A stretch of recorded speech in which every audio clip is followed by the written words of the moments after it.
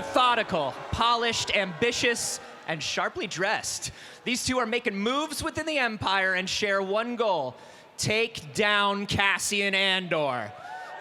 Terrifying on the screen, but absolutely delightful in real life. Please welcome Denise Gough and Kyle Soller.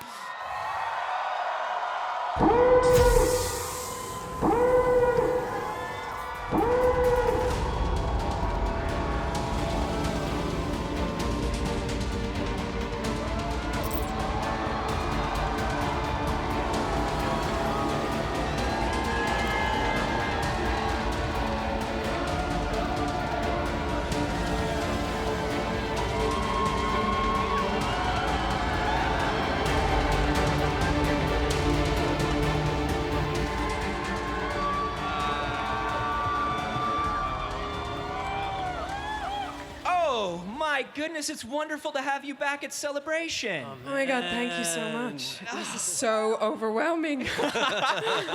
It's big this year, huh? Yeah. You took it up to and 11. it's in Tokyo. Yeah. Wow. You don't do things by halves. This is intense. No, we This is certainly amazing. do not. Yeah. We certainly do not. Do you know how mad Tony would be if we did things by halves? Well, exactly. We don't want to let him down. So I He's the believe- original emperor. Yeah, so I believe the last time we spoke, the first season had premiered. People had seen things. But now this, you're talking about how kind of nervous you are. It's because now you guys are here with something to show off that isn't out yet. Yeah. And what's that energy like?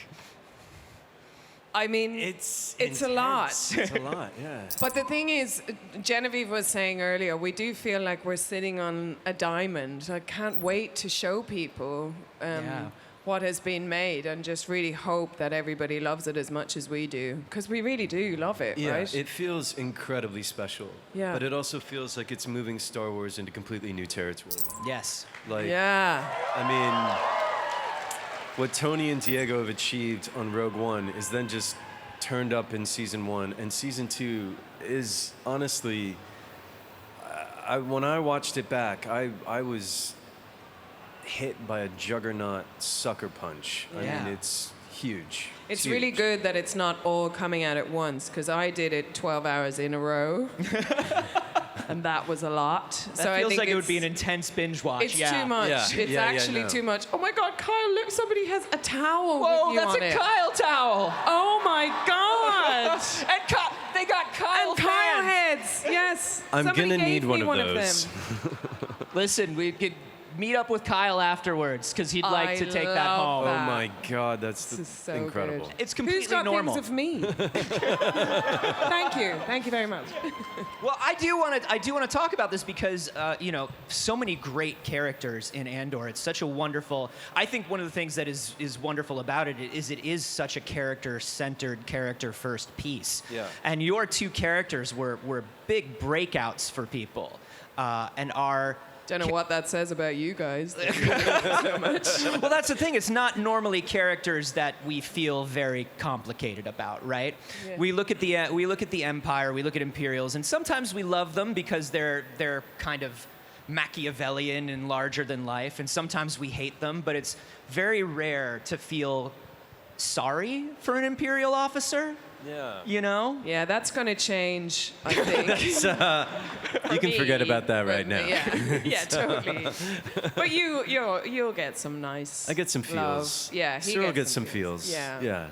But Well, you, he's just trying. He's No. just trying to impress his mom, really. ultimately, at the end of the day, he loves his mother. He loves his mom. And how bad can he He's a be good if boy. he loves his mom? He's a good boy. Really.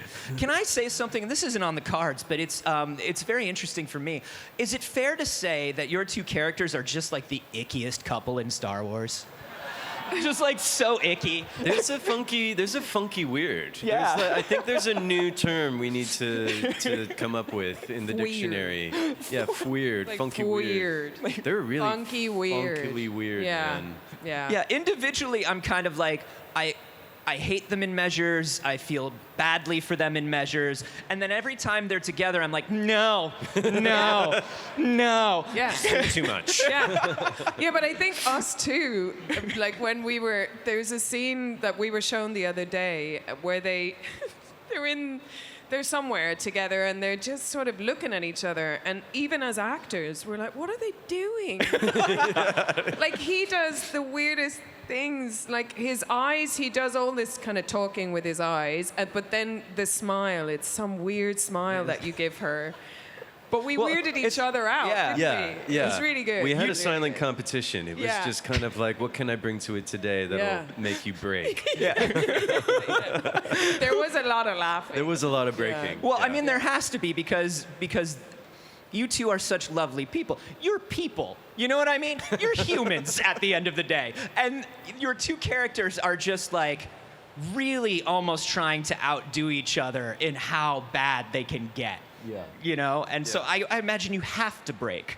Yeah, we broke a lot.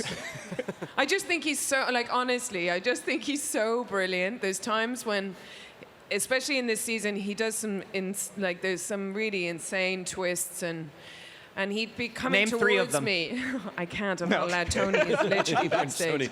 Tony will fire But he you. does things that I can't help but be like, oh my God, look at what Kyle's doing.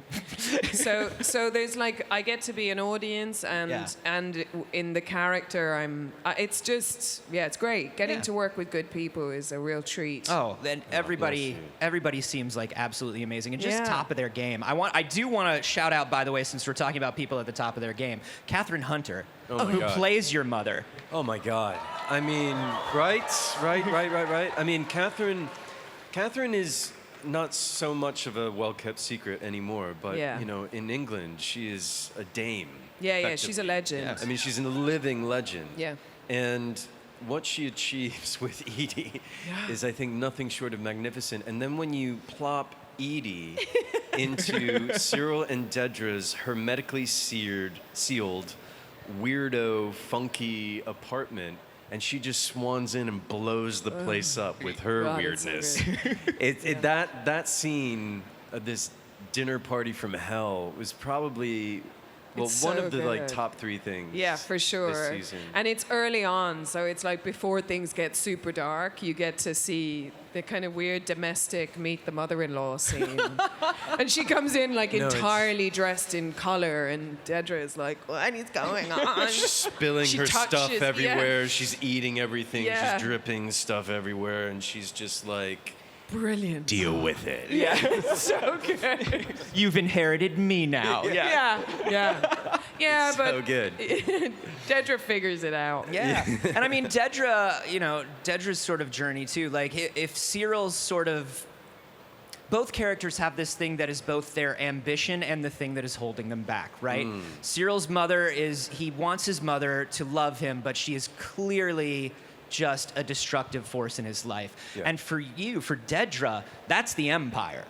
Yeah, totally. And also, what you're seeing is like someone who's indoctrinated. Dedra has been brainwashed from a very young age that the Empire is the one true power, and she can't see outside of that. And actually, it's quite tragic because to live that way, neither of these characters have an example of love or intimacy in the way that, Cassian has Marva in the Yes. first season, literally telling him what love is and showing him what love is. Neither of these people have access to that. And so I think you really see the effect of growing up that way. And poor Dedra, she can't have intimacy or love or any of it, but she still does awful things and must be punished. Yeah.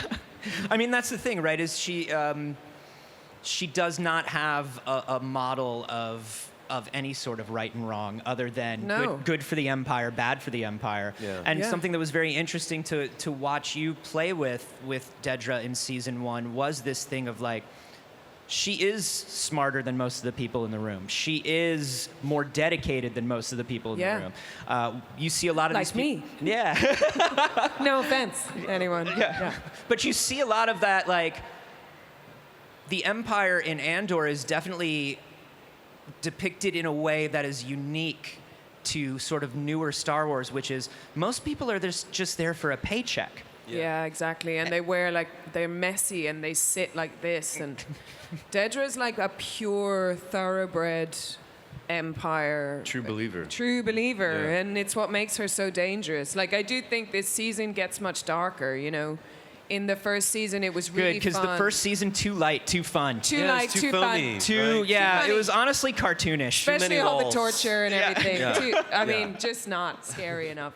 But I do think, you know, in the first season, I got to play with the idea, like, everybody fell for her as the girl boss, you know? Yes. It's like, oh my God, she's a woman in a man's world and all of that. And then suddenly she's torturing Bix. And It's it's like- like, oh no, what have I put my faith in? It's like, yeah, she's a bigger monster in a monster's world, really. Exactly, and Yeah. it's really good to play with the idea of like whatever you identify as being, it doesn't really matter. If you're a fascist, you're a fascist, and that Yes. level, right? Wow. I wasn't expecting that. But it's true, and I think that it's really great by making her female initially in season 1, it's like you got to trick people, you know, and now, but in season 2, she shows what it means when you live inside a system and refuse to see outside the system, and you refuse to walk amongst the other. So the other Yes. become the enemy, and you can't live that way. If you live that way, you deny yourself all the things that, you know, make us human. So poor Dedra, Yes. I think. Oh, this is amazing. You should follow me around. This is brilliant. Wow. Thank you. But yeah, I mean, you're touching on something now. Everybody applauding. Andor does have some strong things to say. You know, there are through lines here that are applicable to people's lives and to lives in society. I mean, what has the series meant to you as you've been working on it? Oh man, exactly that. I mean, I think it opened me up to the gift of Star Wars, actually. It's been telling this story for almost 50 years. And it's a story that we've been wrestling with since we came onto this fucking planet, which is how do we live together harmoniously? Can we do that? How do we exert power over one another? How do we love? How do we sacrifice? What does it mean? And Andor, man, just takes that to a whole new level. And it isn't just applicable to now. You could show it 100 years ago, you could show it 100 years from now. It would resonate even more deeply because it's so universal. It's so potent to our human experience. And because it is so dark and so much darkness happens in season 2, you're broken open to actually confronting yourself going, there has to be another way. And I It's think like an that's, empathy gym. You know, fiction is an empathy gym. It's where we Yes. can find a way to empathize that is maybe feels a bit safer than if you're watching pure, like the news or whatever. You know, if you have great storytelling, it can open you up to all sorts of new things. And I do think that, unfortunately, we seem to be doing the same things. And the human race keeps doing the same stuff, which means Andor would be as relevant 100 years ago as it will be, unfortunately, maybe 100 years from now. Like, hopefully we can just learn empathy. Yes. It's going to get us out of many holes. And I do wonder, I mean, this project has been, you know, you talk to anybody who's involved with it, this project has been so touching and unique for everybody who's worked on it. It's been very touching and unique for everybody who's watched it. I know I have loved it. How does it feel knowing that season 2 is sort of the end of this story? It feels right. It really feels right because Tony and the team and Diego have crafted, man, the perfect run-up to Rogue One. I mean, and I think it's going to change everybody's experience of the original trilogy. You get the ultimate backstory and the inner machinations of the Empire like you've never seen before. You get the very beginning of the rebellion and how that's being built. And this beautiful, horrible story of sacrifice leading to a story made 50 years ago that you could watch that trilogy and just have a whole new experience. Yeah. Yeah. Yeah, and it's really sad to be. It's only actually here that I've realized, oh God, this is our last hurrah together. Yeah. But I feel like to have been allowed to do 2 seasons of this rather than, I mean, if it had gone on too long or outstayed its welcome, it's better to end at a point where End on the everybody is really involved with us. You know, that feels good. Well, I got to tell you, it is bittersweet for me as a fan, but I love everybody's service to the story and to these characters in this We project. love it so much. It has Yeah. been It's so truly wonderful to special. watch. It's been wonderful to watch the two of you, and we're so excited to get more Andor. Everybody, Kyle and Denise, tell me that we you. say hi. Give it up one more time for these two. Don't take your eyes away from the screen because we have even more Star Wars Celebration Live coming up.